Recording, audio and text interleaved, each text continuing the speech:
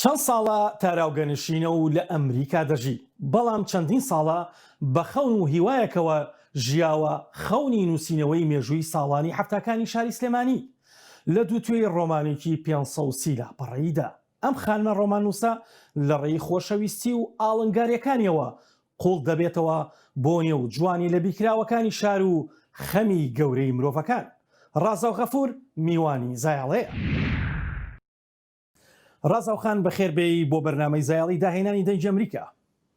زۆر سپاس دەکەم کاگا، سۆخۆتان بەخێربێن. زۆر سپاس دەکەم.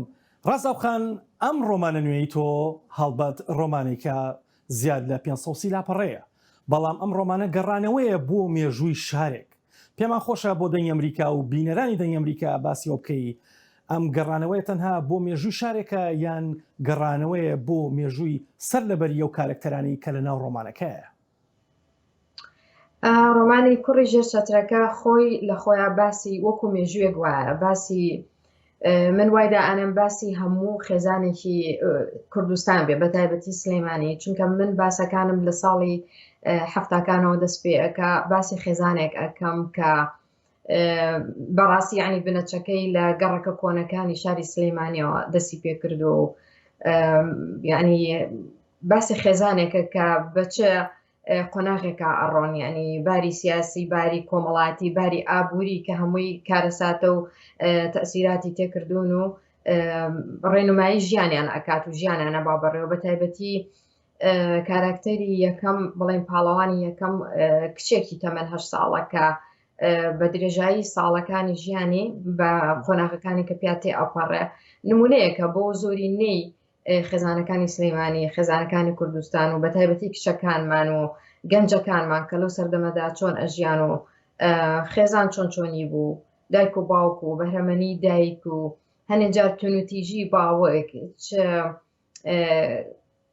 کارێکێ کردە سەر گەورەبوون و پەیوەندی مناڵەکان لە ماڵەکە و لە هەمان کاتا کاری کردە سەر پەیوەندی خوشک و براکان بەیەکەوە تا چڕادەیەک خۆشەویستی هەبێ لە ژیانیانایان تونوتیژی هەبێ بەم شێوەیە. بەڵێ ڕازاوخان، هەڵبەت ئەم ڕۆمانە گەڕانەوەیە بۆ ئیستاتیکای شوێن یانەوە تا گەڕانەوەیکی نۆستالژیە، ینی سۆز بۆ ڕابردوو و سۆز بۆ شوێن.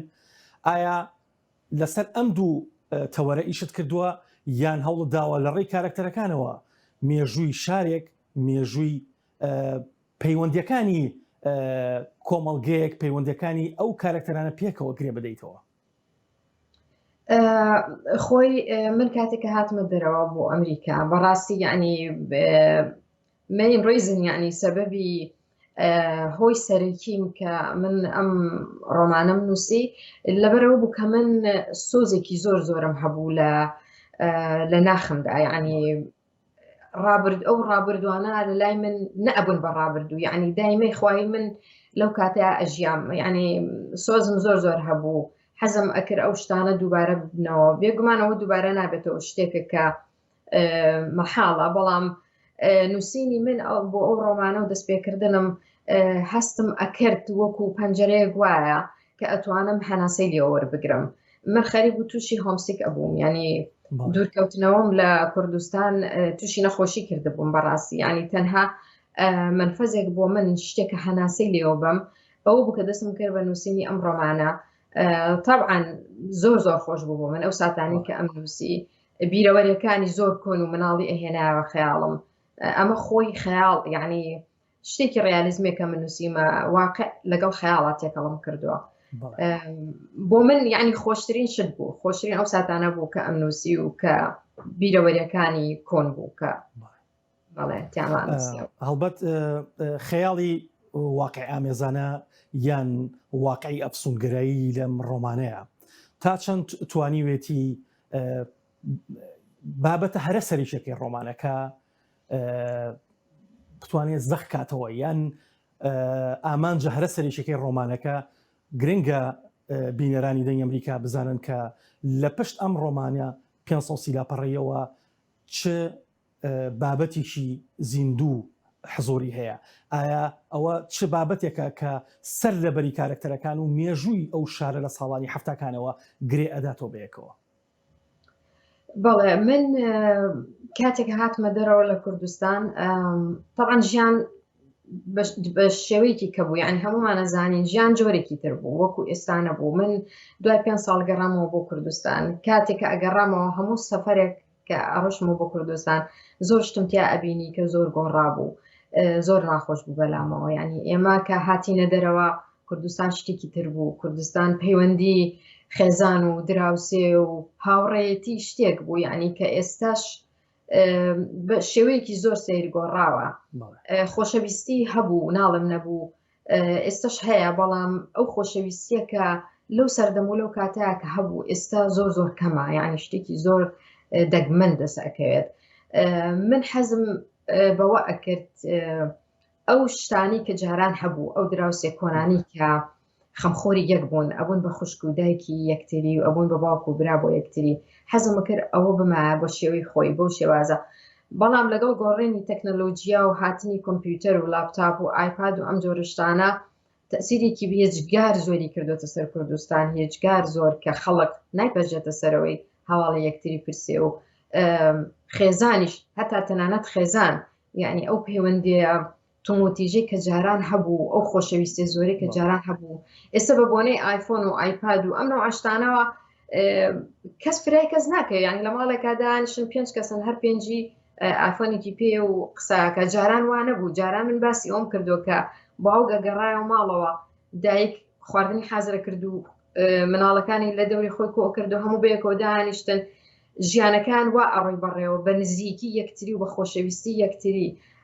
ئەو شتانە نەماون. یعنی من ئەوەی کە باسم کردووە تەمەنام کردووە کە جارێکی تر ئەو ژیانە وەکوی هیچ نەبێ، یعنی شتێکی کەم بگەڕایەتەوانێ و پەیوەندیەکان دروست بووایەتەوە. خۆشەویستیەکەم باس کردووە کە ئەتوانم بڵێم عشقێکە کە ئێستا نازانم هەبێ خۆزگە ببووە، بەس خۆشەویستیەکی زۆر ئەزەلیە، یعنی عشقا نەک خۆشەویستی، عشقا. باسم کردووە کە زۆر خۆشەویستیم باس کردووە، بەڵام یەکێک لەو خۆشەویستیانە کە دوو پاڵەوانەکە، یعنی خۆشەویستی دوو پاڵەوانی سەرەکی ڕۆمانەکەیە کە ئەبێ بە عشقێکی زۆر زۆر قوڵ.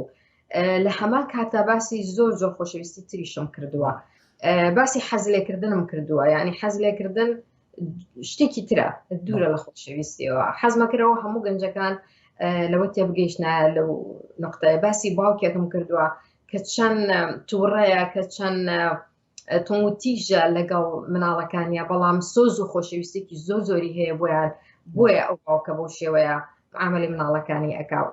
دایک هەروەها باسی ژنی کوردم کردووە، ئافرەتی کورد لە هەر کوێ بێ، هەولێر بێ، کەرکووک بێ، سلەیمانی بێ، باسم کردووە کە چەند بەهرەمەندە، کە چەند میهرەبانە، کە چەند سۆز و خۆشەویستی تایە. یعنی ئیتر بەگشتی باسی خۆشەویستی و خێزانی جاران کردووە ساڵانی کورد. ڕازاوخان باشە، چەند ئەم ڕۆمانە ئەتوانی بڵێ لێوڕێژە لە ژیانی خۆت، یانەوە تا بڵێ ئەمە ژیانی خۆتە کردوتە بە ڕۆمان و بە چیرۆکێک، یان ژیانی کەسانی دیکەی دەرەوەی خۆتە، یان تۆ چۆن ڕەنگە یاوەتەوە وەک کەسایەتی وەک ڕازاو لەناو ئەم ڕۆمانەیە؟ ئەم پرسیارەم زۆر لێکرێت، چونکە من بەڕاستی کە نووسیومە شتەکان ڕوویاوە، ئەوە نییە بڵێم ڕووی نایە، شتەکان ڕوویاوە، بەڵام من خەیاڵێکی قوڵترم تیا بەکارهێناوە، بەڵام پەیوەندی بە ژیانی خۆمەوە نییە بێگومان بە هیچ شێوەیەک. بەڵام ئەو شتانە من لە گەڕێکێکا ژیاوم لە سلەیمانی، یعنی لەسەر کارێک ژیاوم، پێش ئەوە لەسەر شەقام بووم، چکە من لەسەر شەقام لەدایک بووم، ئەجا دوای ئەوە چوومەتە گەڕێکێکی تر، یعنی بەڵام من نزیک بووم لە خێزانەکانی ترەوە، لە دراوسێەوە هاوڕێم زۆر هەبووە، ئێمە خێزانێکی زۆر گەورە بووین، بەڵام شتم زۆر بینیوە. یعنی من ژیانێک ژیاوم لە کوردستانە، ئەتوانم بڵێم بە درێژی و پانی شتم بینیوە، ئەزمموی زۆرم هەیە. خۆشی کە تۆ ڕۆمانێک ئەنووسیت، ئەبێ ڕۆمان نووسەر فکرەیەکی زۆر فراوانی هەبێت، ئەبێ نووسەر خۆی تێکەڵ بێ بە ڕوودا و واقع و نزیک بێ لە چواردەوری خۆیەوە یعنی ڕاستە خەیاڵی زۆر تایە بەڵام لە هەمان کاتە شتی واقعیشی تایە کە ڕوویاوە بەڵام من بە شێوەیەکی زۆر فانتازیانە و جوانتر باسم کردو و چمەتە قوڵاییەوە دیتێڵی زۆری تایە. ڕاستەوخان هەڵبەت پێم خۆشە بینێرانی دەنگ ئەمریکاش لەو باوەڕێیان چاوەڕێەوەکەم بزانن کە ئەزمموی نووسینی تۆ لەکەیەوە دەست پێەکە و هاوکات تا چەند خوێنەری ڕۆمان و چیرۆکی نووسەران و ئەدیبان و ڕۆمان نووسانی کوردی لە ساڵانی هەفتاکانەوە تا ئێستاکە. بەڵێ من نووسینی من حەزاکەم بەڵام کە بووم لە دایک هەشتم نووسیوە. من بەڕاستی لە دوی متەوەستە بووم، دوی ناوەندی بووم، ئەمنووسی شعرم ئەنووسی، شتی بچکۆلەم ئەنووسی، یعنی وەکو یەکێکە لە تەمەنێکی 14-15 ساڵە، یعنی بەپێی تێگەشتنی خۆم و ئەوەی کە تەسیری تێکردم لە چواردەورم ئەمنووسی. بەڵام باوکم بەڕەحمە بێخوا عافیکە پێی خۆش نەبوو، هەموو جارێک پێی وتم حەز ناکەم خەیاڵ بێتە نووسین و حەزەکەم ئاگەر لە خوێندنەکەت بێ لەبەرەوە ڕەزامەندی باوکم زۆر لە مهمتر بوو وەک لە نووسین. وازم هێنا بەڵام کاتێک گەیشتمە ئەمریکا بە بەردەوامی نووسیمە، بە بەردەوامی چیرۆکم نووسیوە، یعنی شتم زۆر هەیە کەوا هێشتا هیچیم بڵاو نەکردوێتەوە، یعنی هیوادارم فرسەتێکم بۆ هەڵکەوێ بتوانم بڵای بکەمەوە، چونکە دایمێ خوای نووسین ئیتر ئەگەر ڕۆمان بێ یا چیرۆک بێ پێویستی بە زەمینەیە کە زەمینەکەش کات و شوێن و باری سیاسی ئابووری کۆمەڵایەتی هەمووی ئەبێ ئامادە بێ بۆ ئەوەی تۆ بتوانیت ئەو شتێککە هەتا بەرهەمی بێنیت. منیش بەڕاستی ئەو کات و ئەو زەمینە زۆرم بۆ نەگونجا هەتا ئەم چەند ساڵی ئەخیر حەزم کرد ڕۆمانی کوڕی جەر چەترەکە بکەم بەنەوبەرەی نووسینەکانم. دەستی خۆش بێ. هەڵبەت ڕازەوخان دوایمین پرسیار حەزەکەم لەسەر ئەوە بێ کە بە هەڵەیان نەچوو بم ئێستا سەرقاڵی ڕۆمانێک یان دوو ڕۆمانی خۆتی بۆ داهاتوو پێمان خۆشە ئێستا دەنگی بینێرانی دەنگی ئەمریکا زۆریان پێ خۆشە بازەوەکەی کە ئەم دوو پڕۆژێت کەی دەستی پێکرد و کەی تەواو بێ.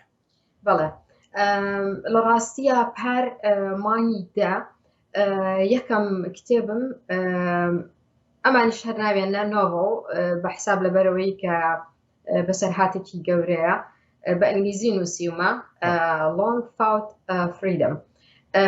ناردم بۆ پابلیشەر تاوان ئێستا لەژێر ئەوە یعنی کە بڵاو بکرێتەوە، بەڵام بە بۆنەی هەنیەک گیرۆگرفتم هەبوو لە دیزایانی بەرگەکە ئەوان مەجموعەیە شتیان بۆ من ئامادە کردبوو کە نەئەگونجا لەگەڵ ناوەڕۆکی باسەکەی منە ڕێنەکەوتین لەسەر ئەوە. ئێستا ماوە، یعنی ئێستا من داوام کرد لە چەند دیزاینەرێک لە کوردستانەوە کە شتێکی وام بۆ بنێرن کە بتوانم بەکاری بێنم لەگەڵ ناوەڕۆکی کتێبەکەم، بەڵام ئەمان لێرە ئەوە قوبڵ ناکەن چکە ئەمان شەرت و شروعی خوان هەیە و هەر ئەبێ ئەوە بێ خوان هەڵێ بژێرن. لەبەر ئەو کێشەیە من هێشتا ماومە بڵاوم نەکردێتەوە، بەس ئینشاءالله بە هیوادارم بەم زوانە ئەویش بڵاو بێتەوە. ڕۆمانی سێهەمم کە ئەوە بەدەستمەوەیە و بە بەردەوامم باسی کۆمەڵگاکەم لەگەڵ فەیسبوک، لەگەڵ ئەنتەرنێت و لەگەڵ کێشەکانی کە بم بەشدارە خۆمانی تیابینینەوە.